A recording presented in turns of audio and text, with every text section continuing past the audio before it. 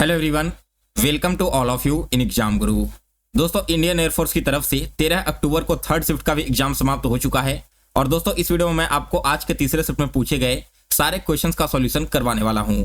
इसके साथ ही दोस्तों, फिगर वाले क्वेश्चन जो आज के तीनों शिफ्ट में मिलाकर पूछे गए थे वो भी आपको रियल क्वेश्चन करवाऊंगा, जिससे आपको आइडिया लग जाए कि इस बार नॉन वर्बल क्वेश्चंस के लेवल कैसे हैं और कहां से क्वेश्चन पूछा जा रहा है। साथ ही में दोस्तों, आप सभी लोग टेलीग्राम चैनल को भी जरूर ज्वाइन कर लेना। टेलीग्राम चैनल का लिंक मिल जाएगा वीडियो के डिस्क्रिप्शन बॉक्स में। वहां पर मैंने इन सारे क्वेश्चंस का पीडीएफ अवेलेबल करवा दिया है। चलिए दोस्तों, आज का वीडियो स्टार्ट करते हैं। तो देखते हैं पहला क्वेश्चन। यहाँ पर आप सबसे पहले नॉन वर्बल वाले क्वेश्चंस को देख लो, फिर मैं आपको आगे बाकी के क्वेश्चंस करवाऊंगा। ये वाला एग्जैक्ट क्वेश्चन आपके एग्जाम में आया था। तो आप देखिए, ये पूरा ब्लैंक है ना। इसमें आप देखोगे तो सिंगल सर्कल है जो कि राइट साइड में है, फिर सिंगल सर्कल आपका लेफ्ट साइड में आ गया, फिर से यहाँ पर देखोगे तो राइट साइड में 2 सर्कल हैं, फिर से आपका क्या हो जाएगा, यहाँ पर अगला जो फिगर आएगा लेफ्ट साइड में 2 सर्कल होंगी। तो इस प्रकार से ऑप्शन नंबर सी आपका राइट आंसर होगा। इसके बाद अगला क्वेश्चन देखो, तो यहाँ पर आपका फ्लावर वाला है। ऐसा क्वेश्चन दोस्तों हर बार किसी न किसी शिफ्ट में पूछा जाता है। इस बार आप देखो, एक फ्लावर है, इसमें 1.5 मूव कर रहा है, फिर 2.5 मूव कर रहा है। इसी प्रकार से इसको आगे बढ़ाते जाना है और फिर आपको बताना है कि इसके बाद जो बॉक्स आएगा ना, उसमें आपका कौन सा फिगर कंप्लीट करेगा। इसे आप चाहो तो स्क्रीनशॉट लेकर रख लेना, आप खुद से इसे सॉल्व करके देख लेना एक बार। फिर इसके बाद अगला क्वेश्चन आया था जिसमें लाइन वाले थे। अब इसमें आपके साइड से एक लाइन मूव करते जा रहा है, देखो, फिर इसका पोजीशन चेंज हुआ, फिर यहाँ गया, तो अब हमारा आ जाएगा किस पर, सबसे लास्ट वाले ऑप्शन पर। यानी कि इस हिसाब से 5वां जो क्वेश्चन है वो इस क्वेश्चन का राइट आंसर है। ये था दोस्तों आपका 3 नॉन वर्बल वाला क्वेश्चन। अब बात करते हैं कि आज के तीसरे शिफ्ट में जीके के क्या क्या क्वेश्चन पूछे गए थे।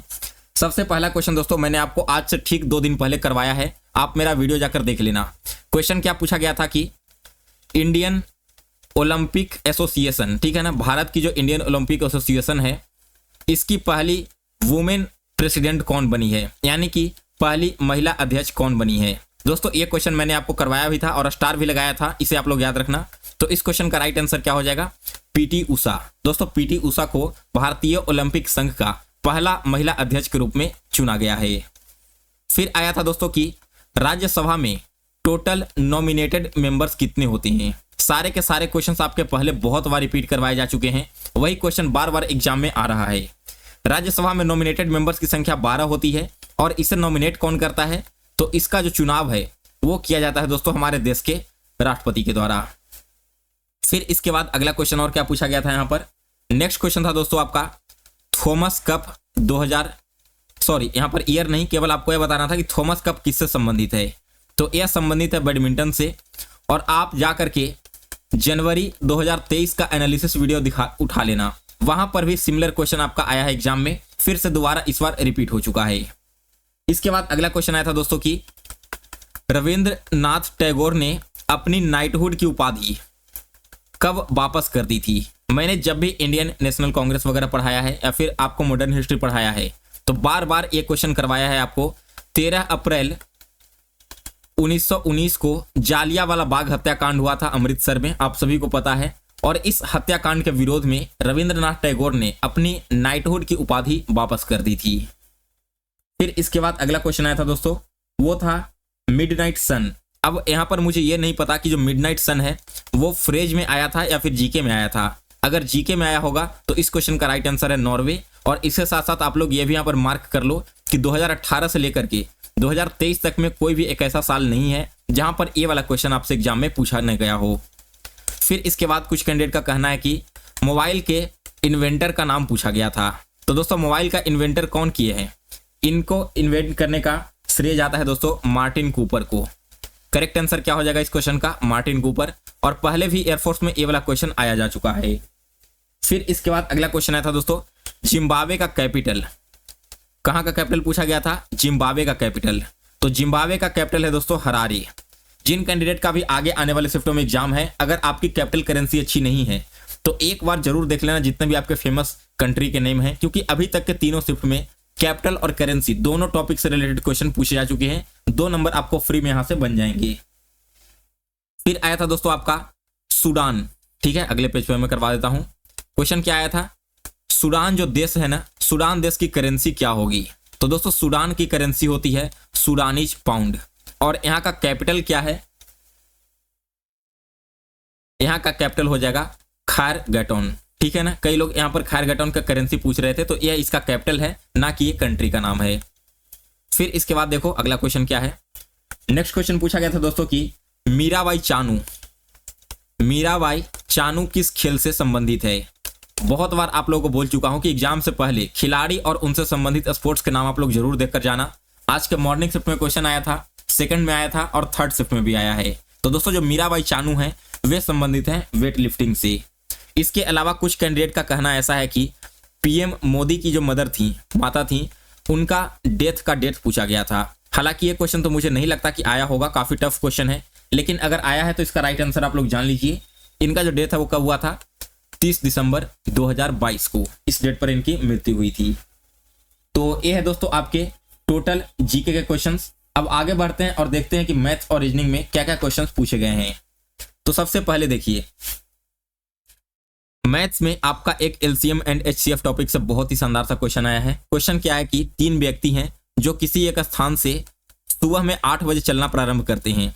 पहला व्यक्ति चलता है 18 मिनट के डिले पर, दूसरा व्यक्ति उसके 24 मिनट के बाद चलता है और तीसरा व्यक्ति उसके 32 मिनट के बाद चलता है। तो आपको बताना है कि ये तीनों एक साथ वापस से फिर कब मिलेंगे। तो ऐसे क्वेश्चन जब भी आते हैं जिनमें आपके कुछ टाइम डिले हो और तीनों को एक साथ मिलना होता है, तो हम क्या करेंगे, इसका एलसीएम निकालेंगे। 18, 24 और 32। अगर आप इन तीनों का एलसीएम निकालते हो तो इसका एलसीएम निकल कर आ जाएगा 288। यही दोस्तों आपका क्या हो गया, वो समय हो गया जितने मिनट्स के बाद ये आपस में मिलेंगे। अब अगर इसे आवर में कन्वर्ट करना होगा तो 60 से मल्टीप्लाई कर देना, ये हो जाएगा आपका 72/5 आवर्स। ठीक है, इस क्वेश्चन का राइट आंसर है। इसके बाद अगला क्वेश्चन आया था दोस्तों आपका प्रॉफिट एंड लॉस का। ये भी क्वेश्चन बहुत शानदार है। क्वेश्चन में कह रहा है कि 60 सीपी का जो मूल्य है किसी ऑब्जेक्ट का, जो कॉस्ट प्राइस है 60 ऑब्जेक्ट का, वो बराबर है उस ऑब्जेक्ट के 50 सेलिंग प्राइस के। यहाँ पर 50 क्या हो गया, सेलिंग प्राइस हो गया। तो बताइए कि प्रॉफिट या फिर लॉस परसेंट क्या है। यानी कि दोस्तों अगर 60 ऑब्जेक्ट का जो क्रय मूल्य है वो 50 ऑब्जेक्ट के विक्रय मूल्य के बराबर है, तो हम कैसे निकालेंगे।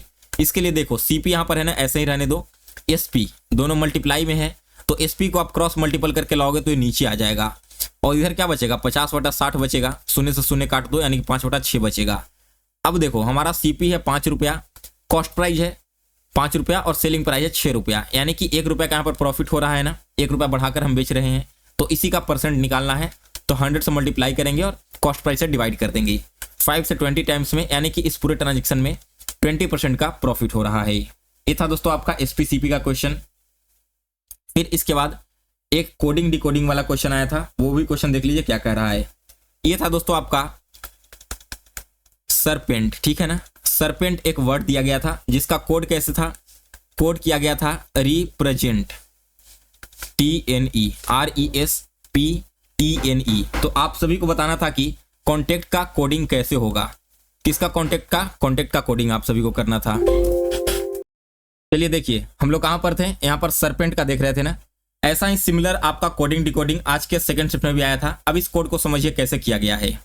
ध्यान से देखोगे तो सबसे पहला 3 का पेयर लो, SER है ना, इसे इंटरचेंज करके RES कर दिया गया है। इसे हम अगर पहला मानकर चलते हैं, इसे नंबर 1 मानते हैं, तो हमारा ये नंबर 1 हो गया। P जहां पर है मिडिल में उसे वैसे ही छोड़ दिया गया है और ENT को TNE कर दिया गया है। कोडिंग हमें समझ में आ गया। तो कॉन्टेक्ट में जो पहला टर्म ये है, दूसरा टर्म ये है, कांस्टेंट टर्म हमारा ये हो गया। CON को हम कैसे लिखेंगे, NOC, T को जैसे वैसे ही लिख देंगे और STT को हम लोग TCA करके लिखेंगे। ये हो गया आपका कॉन्टेक्ट का कोडिंग। सिमिलरली आज के सेकंड शिफ्ट में कैसा आया था, मान लो कि बॉल, ठीक है ना, तो इसमें क्या कह रहा था कि पहला वाला 2 को A भी कर दे रहा था। मान लो यहाँ पर ये है, ठीक है ना, तो ST को क्या कर दे रहा था, TS कर दे रहा था। ऐसे करके आपके मॉर्निंग वाले शिफ्ट में कोडिंग किया गया था। फिर इसके बाद देखते हैं और क्या आया है। तो एक आपका था दोस्तों रैंकिंग का क्वेश्चन। रैंकिंग में कहा गया था कि राजू का जो रैंक है वो टॉप से 10वां नंबर पर है और रवि का जो रैंक है वो बॉटम से 21वें नंबर पर है। अगर इन दोनों के बीच में टोटल 3 व्यक्ति हैं तो बताइए कि टोटल व्यक्तियों की संख्या कितनी होगी। तो ऊपर से राजू 10वें नंबर पर है, नीचे 21वें नंबर पर, यानी कि इन दोनों का रैंकिंग मिलाकर के टोटल 31 व्यक्ति हो गया और बीच का 3 व्यक्ति और एक्स्ट्रा, तो यहाँ पर टोटल व्यक्तियों की संख्या हो जाएगी 34। समझ में आ गया। फिर इसके बाद देखिए एक आपका आया था दोस्तों नंबर सीरीज का क्वेश्चन, बहुत ही शानदार। इस क्वेश्चन को भी देख लो। 4 है, 196 आया है, फिर इसके बाद 16 आया है, 144 है यहाँ पर, फिर है 36, फिर है 100, इसके बाद है 64 और फिर आपका क्वेश्चन मार्क था। तो देखिए इस क्वेश्चन को कैसे सॉल्व करना है। 4 क्या है, 2 का स्क्वायर है। 196 क्या हो जाएगा, 14 का स्क्वायर हो जाएगा। 16 क्या है, 4 का स्क्वायर है। 144 हमारा 12 का स्क्वायर हो जाएगा। 36 हमारा 6 का स्क्वायर है। 100 10 का स्क्वायर है और ये 8 का स्क्वायर है। अगर आप ध्यान दोगे तो 2 4, 4 से 6, 6 से 8 ऐसे बढ़ रहा है ना आगे। और क्या जा रहा है, 14 में से 2 माइनस करने पर 12, 12 में से 2 माइनस करने पर 10। तो अब 10 में से हम 2 माइनस करेंगे तो यहाँ पर हमारा 8 का स्क्वायर आना चाहिए और 8 का स्क्वायर 64 होता है, यानी कि क्वेश्चन मार्क की जगह पर भी क्या आ जाएगा, 64 ही आ जाएगा। ये था दोस्तों आपका रीजनिंग का क्वेश्चन। अब देखते हैं कि इंग्लिश में और क्या क्या क्वेश्चन पूछे गए थे। तो इंग्लिश में सबसे पहले तो रेप्रीमेंड का एंटोनिम पूछा गया था। यहाँ पर मैं आपको बस क्वेश्चन करवाते जाता हूँ, इसका डिटेल्ड आंसर मैं आपको मॉर्निंग में एक और वीडियो बना करके दे दूंगा। रिप्रीमेंड का एंटोनिम आपसे पूछा गया। फिर पूछा गया था दोस्तों कि फॉर्मुलेटेड क्या वर्ड था, फॉर्मुलेटेड वर्ड था, आपको इन सभी का सिनोनिम बताना था। इसके बाद अगला क्वेश्चन आया था दोस्तों कि ऑकवर्ड का सिनोनिम क्या होगा। सारे के सारे आपके फेमिलियर वर्ड हैं, कोई भी एक ऐसा वर्ड आपको देखने में नहीं मिलेगा जो कि आपने पहले लाइफ में कभी ना पढ़ा हो या फिर कहीं पर बुक में ना देखा हो। इसके बाद क्लासिकल का एडवर्ब।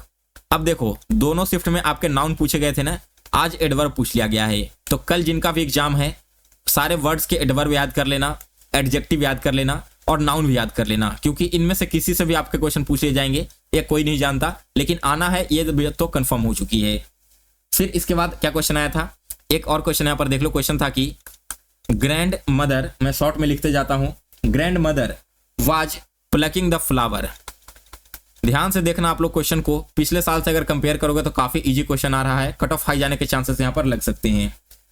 प्लकिंग द फ्लावर, मैंने दोस्तों अपने कम्युनिटी में सारा पोस्ट डाल दिया है आपके अटेम्प्ट्स के, तो वहां पर जाकर के बता देना कि आपके दिन और शिफ्ट के हिसाब से आपके टोटल अटेम्प्ट्स कितने थे। फिर से देखिए पास्ट कंटिन्यूअस टेंस का आपका सेंटेंस है ना, तो क्या हो जाएगा, यहाँ पर ग्रैंड मदर नहीं, ऑब्जेक्ट से शुरुआत करेंगे तो ऑब्जेक्ट हमारा क्या हो जाएगा, the flower. The flower was, और वाज के साथ में हम लोग विंग यूज करेंगे, क्योंकि कंटिन्यूअस टेंस रहता है तो विंग का यूज करते हैं। किसके द्वारा तोड़ा जा रहा है, तो तोड़ा जा रहा है ग्रैंड मदर के द्वारा। इसके अलावा एक फिलर वाला क्वेश्चन आया था। फिलर वाला क्वेश्चन देखिए आपका डिग्री पर रिलेटेड था। She is the dash of all 5 sisters, यानी कि वो अपनी 5 बहनों में सबसे तेज या फिर सबसे चालाक है। तो यहां पर दोस्तों आपका कौन सा डिग्री यूज होगा, क्लेवरेस्ट का यूज किया जाएगा। अगर सेकंड डिग्री होता तो क्लेवरर का यूज करते हैं, फर्स्ट डिग्री होता तो क्लेवर का यूज करते हैं, लेकिन थर्ड डिग्री है तो हम लोग क्लेवरेस्ट का यूज करेंगे। समझ में आ गया। तो ये था दोस्तों आपका कुछ इंग्लिश का क्वेश्चंस। इसके अलावा बाकी के क्वेश्चंस में कलेक्ट करके एक और सेपरेट वीडियो बनाकर आप सभी को दे दूंगा। सो गाइज फिलहाल इस वीडियो में बस इतना ही। अगर आपको आज का वीडियो पसंद आया हो तो इसे लाइक और शेयर करें। साथ ही में दोस्तों जिन कैंडिडेट का आगे आने वाले शिफ्टों में एग्जाम है, आप सभी को एग्जाम के लिए all the best. Channel subscribe नहीं किया है तो एग्जाम गुरु चैनल को सब्सक्राइब करना ना भूलें। यहाँ पर आपको डिफेंस एग्जाम से रिलेटेड सारी इन्फॉर्मेशन सबसे पहले ऑथेंटिक वे में दी जाती है।